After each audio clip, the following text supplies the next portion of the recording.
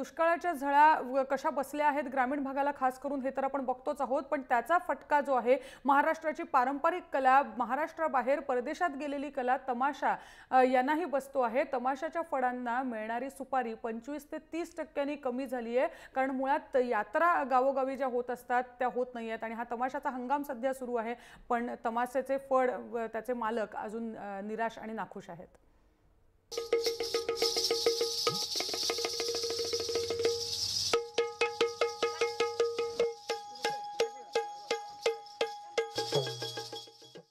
तमाशाची पंढरी म्हणून ओळखल्या जाणाऱ्या जुन्नर तालुक्यातल्या नारायणगावमध्ये राज्यातल्या 38 तमाशा फडांची कार्यालये थाटण्यात आली आहेत।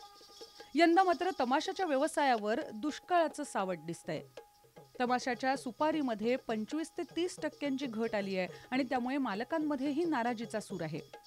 दरवर्षीप्रमाणे 1 मार्च ते एप्रिल मधल्या बुद्ध पौर्णिमेच्या कालावधीत ही कार्यालये थाटली जातात। गावोगावच्या यात्रांची पंच कमिटी आणि गावकरी नारायणगावात येऊन पसंतीच्या तमाशा फडाला आपल्या गावातल्या यात्रेची सुपारी देतात। वर्षानुवर्षे सुरू असलेल्या या प्रथेवर यंदा दुष्काळाचं सावट पाहायला मिळतंय। सुपारीचे पैसे कमी झाले आहेत, त्यामुळे मालकही नाखुश आहेत।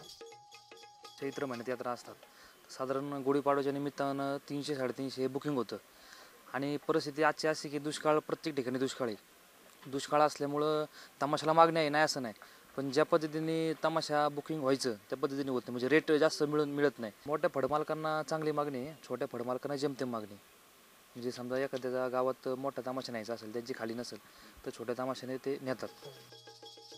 छोट्या तमाशा फडांना दुष्काळाच्या झळा जास्त सोसाव्या लागतात। सुपारी घेऊन आलेल्या गावकऱ्यांच्या गाड्या मोठ्या तमाशाच्या फडांच्या कार्यालयासमोर जाऊन थांबतात। त्या ठिकाणी तारीख शिल्लक नसेल किंवा सुपारीच्या पैशात तडजोड नाही झाली तरच हे गावकरी इतर तमाशा फडांकडे वळतात। त्यामुळे काही लहान तमाशा फडांना सुपारीच मिळत नाही असं चित्र पाहायला मिळतंय।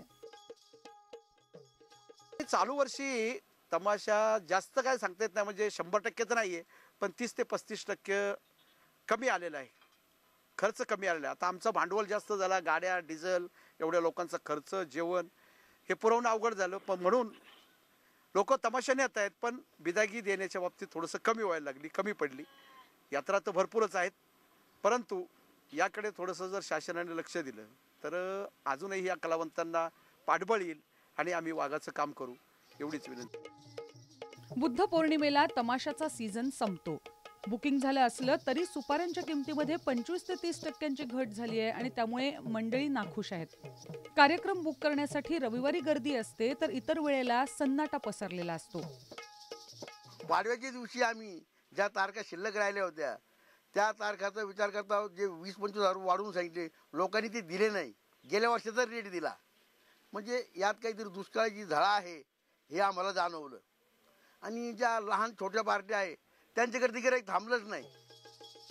यंदाच्या भीषण दुष्काळी परिस्थितीची झळ तमाशा व्यवसायालाही बसली आहे। तमाशाला कुठेतरी चांगले दिवस येत असताना त्यांच्यावर पुन्हा आर्थिक संकट कोसळण्याची शक्यता आहे। फडातील लोकांची खळगी भरण्याची चिंता मालकांना सतावते, तर पाणीबाणीमुळे तमाशा फडांवर यंदा आणीबाणीची स्थिती ओढवली आहे। शासनानं याकडे सहानुभूतीपूर्वक पाहण्याची अपेक्षा व्यक्त होते। सुनील ठिगळेसह ब्युरो रिपोर्ट, जय महाराष्ट्र, नारायणगाव, पुणे।